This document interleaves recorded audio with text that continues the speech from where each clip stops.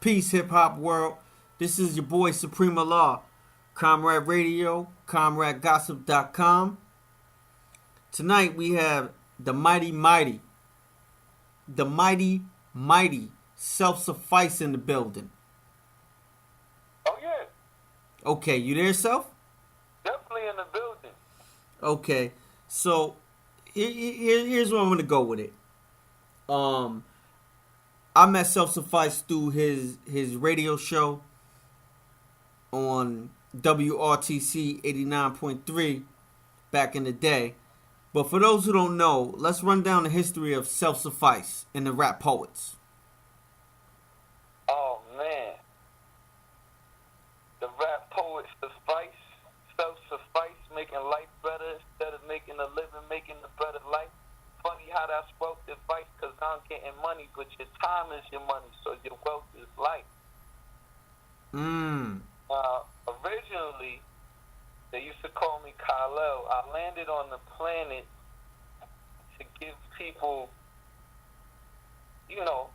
shows, charisma, knowledge passed on from the ancestors that they was taking for granted in the Lower East Side of Manhattan. Man, if you don't know the LES is like, they call it like the pit of the apple. It's right in the middle of the boroughs, so I always had people from all different boroughs. At some point, you had to come through the LES to get across the five boroughs. You know what I mean? Mm-hmm. Unfortunately, if you know the history, there was a lot of nasty things going on and a lot of unfortunate lives getting lost due to the epidemic that was happening around the time I was born. But as a kid, fortunately, I had the eye to appreciate them. You know what I mean? So I didn't see it all as negative until I started getting older, going to like the more outside parts of Manhattan and hear how they was talking about me. You know what I mean? But in the hood, before I left the hood, I didn't know that we were like poor or we were like statistically one of these terrible places.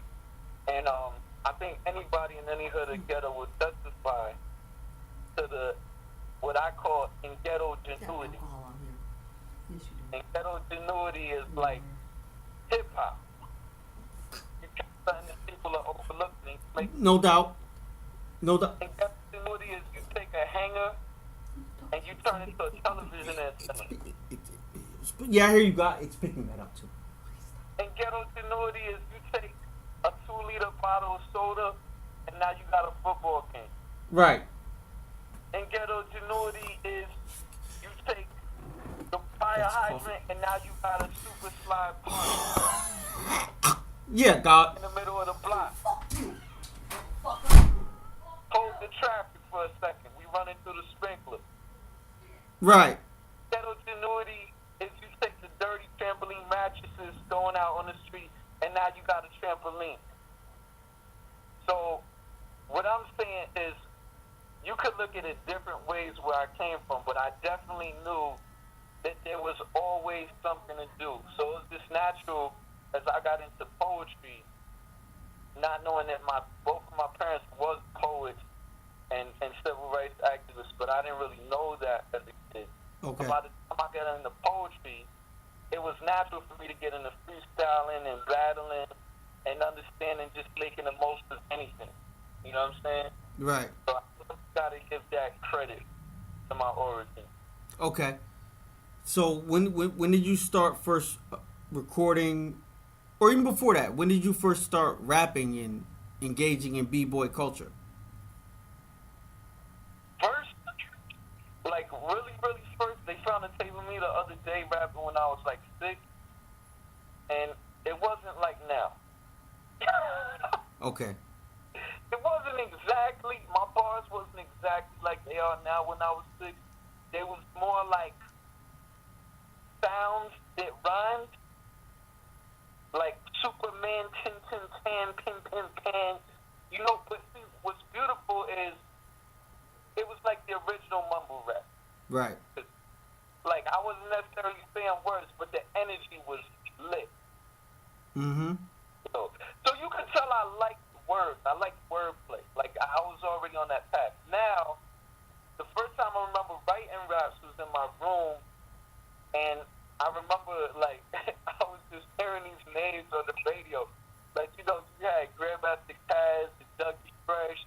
cool motif. And to a kid, you just learning words for the first time. You know what I mean? Right. So with these names, I didn't know what ski meant and grandmaster meant and all this. So I would just be throwing these words together like Supermaster Fresh. You can't handle the flag. You know what I mean? I was just, again, coming from just the pure energy of it, Mm-hmm.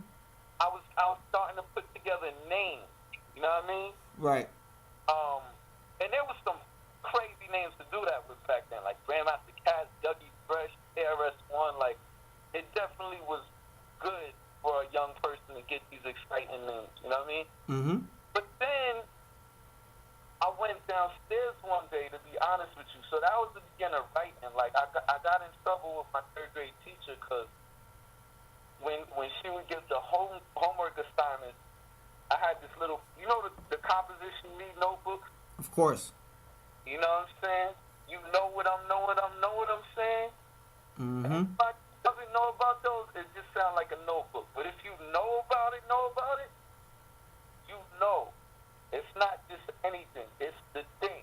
You know what I mean? Mm-hmm. And I, little one, I'll be in the back writing my homework assignment when the teacher said it, but I'll be making it rhyme. Mm. The chords, she was like, what are you doing? Like, she just had a sense that I was doing something. You know what I mean? That beyond what I was told. And she was like, what are you doing? And then she took my homework, my little composition notebook, and she read in front of the class, like she said whatever I was rhyming my homework in. Mm-hmm. And basically, the point I got was that I didn't know why, but I knew two things. One, she had just taught us poetry, but for some reason, when I was being a poet outside of the lesson, it was wrong now. Right. In her class, it wasn't like a limerick or a haiku that she. Right. It wasn't in the structure that's being taught to you. Right.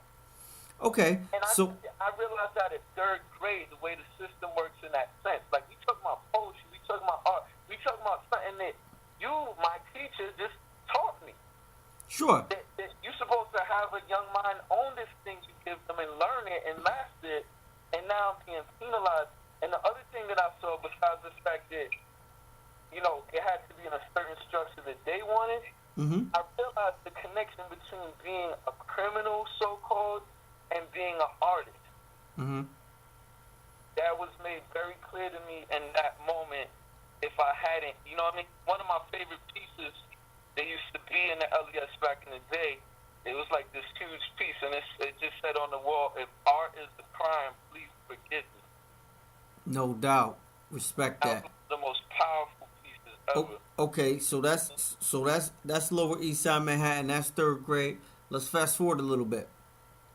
All right, so I went downstairs. Let's fast forward to like junior high. You know what I'm saying? Around junior high. I went downstairs one day, and if you ever seen the alien movies where there's like an alien UFO and there's a tractor beam, and like you could be anywhere, but if that tractor beam locks in on you, you just go. You know what I mean? It's a magnet. Right. So in this case, I'm not saying I saw aliens or something, but in the park, my building was like the center of the projects out there. You know what I mean? It's where the government cheese lines was at. Mm-hmm. We even had tennis courts. Even though it was the hood, they had tennis courts in the back. Like, my building was weird. My block was weird. Right. But in the street, in the basketball court, amongst all the glass and the crack capsules and everything, it was like a circle of cats. And I didn't know what they was doing. At this point, I just saw a circle. But somehow, I was just magnetized. You see what I'm saying? I don't remember literally walking into the circle.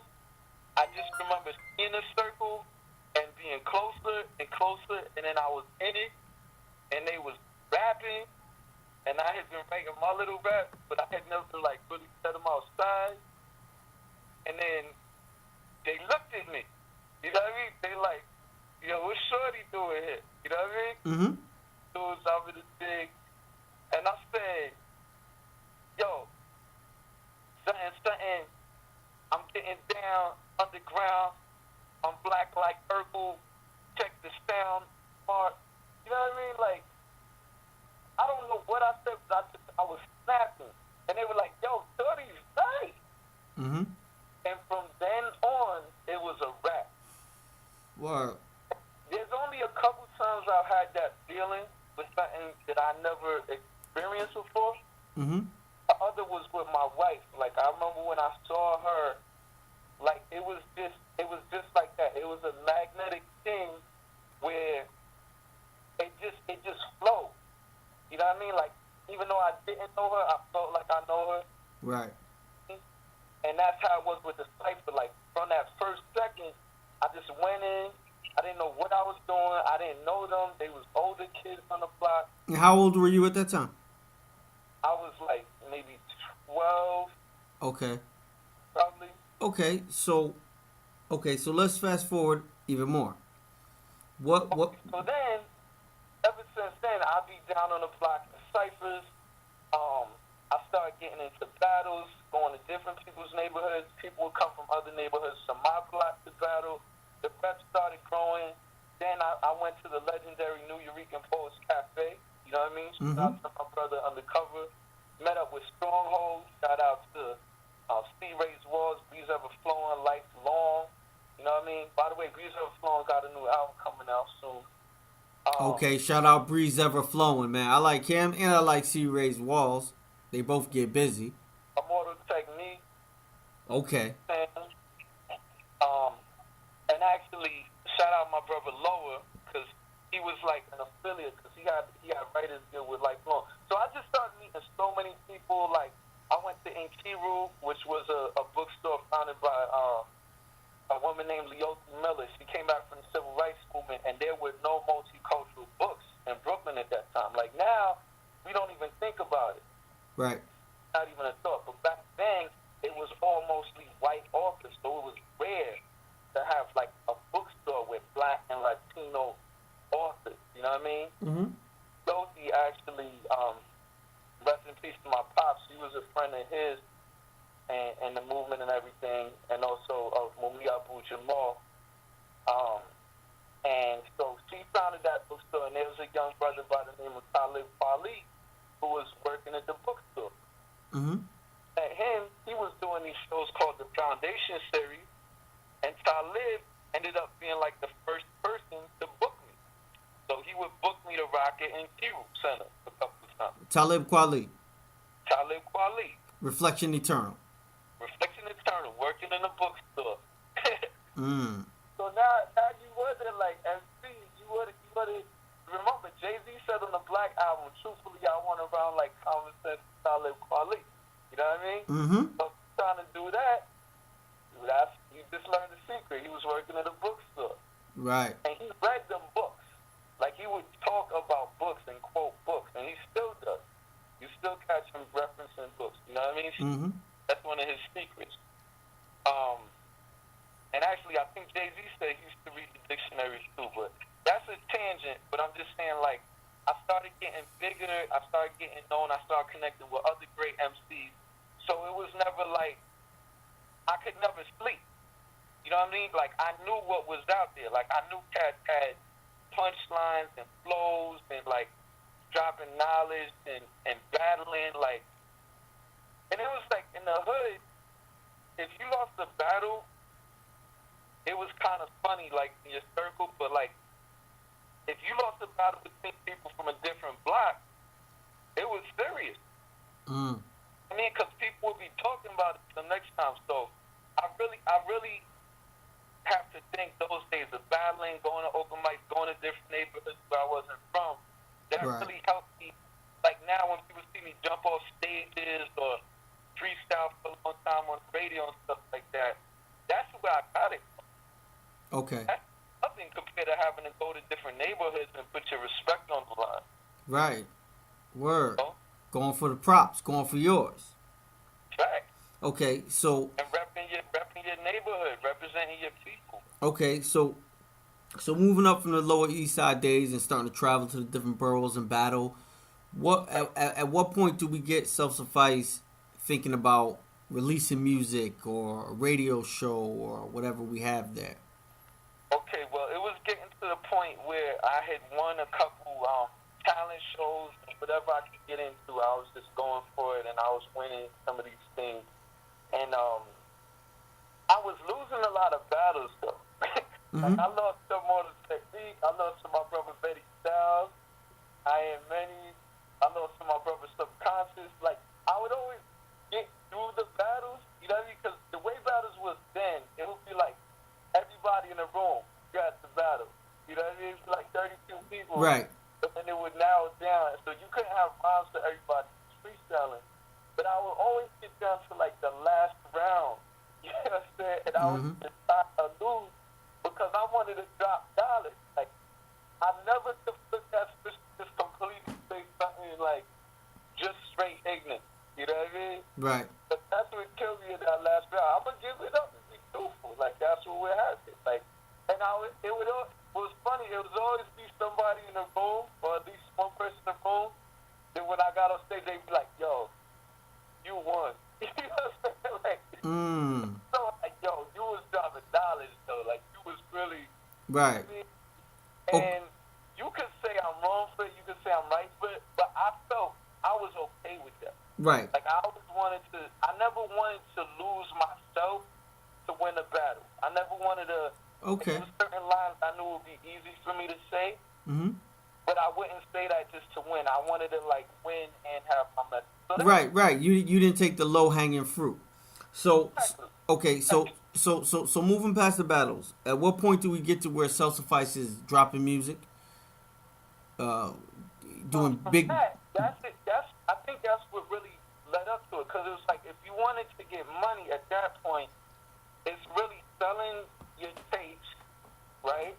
So we have little tapes we was making and selling them, like we walking through 42nd Street train station, going from car to car, freestyling, telling people to buy tapes.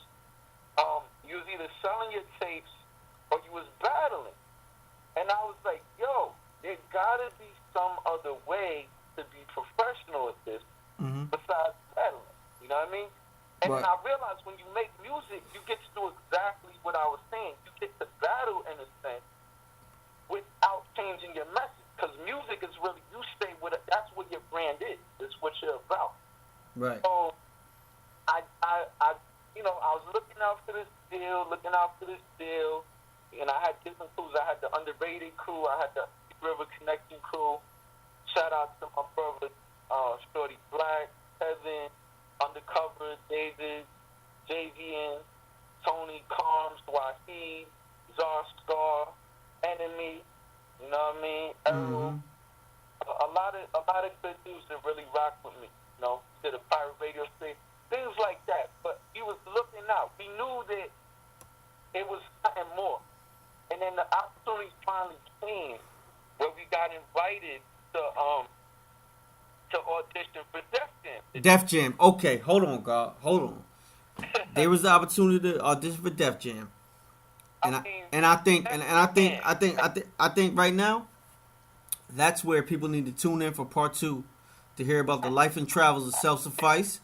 And this is Def Jam. This is Comrade Gossip, ComradeRadio.com, and I encourage all y'all to be in tune for the next installment where we will get part 2 of the Self-Suffice interview, and y'all can hear the rest of what's going on.